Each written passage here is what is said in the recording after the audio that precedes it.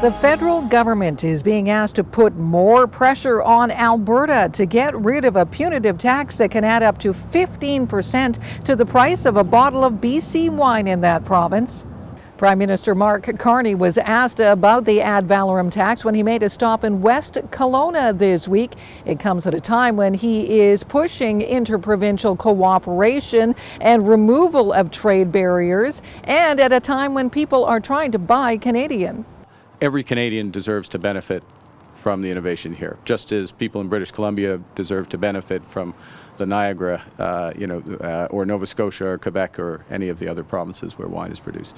And I think this is actually one of the tests of some of the provincial, because your question goes to provincial barriers and frictions. One Okanagan wine producer calls Carney's comments just lip service. He's got elbows down, he's got his back turned, and he's not doing anything to help Canadians, not only just in dealing with Mr. Trump, but in dealing with the premiers.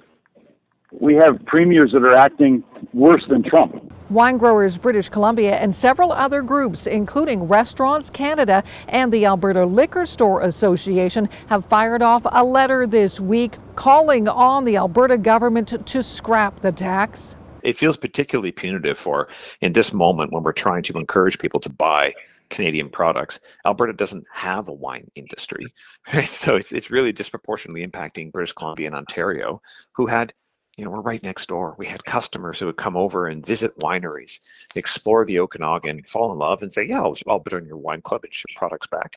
We used to say, sorry, we can't, it's illegal. Now we're like, hey, we have a deal, we can do it. Just got to charge you a couple extra bucks, no problem.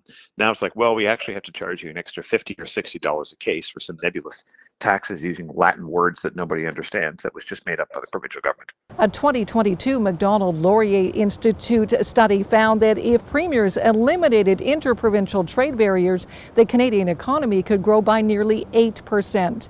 For Castanet News in Kelowna, I'm Cindy White.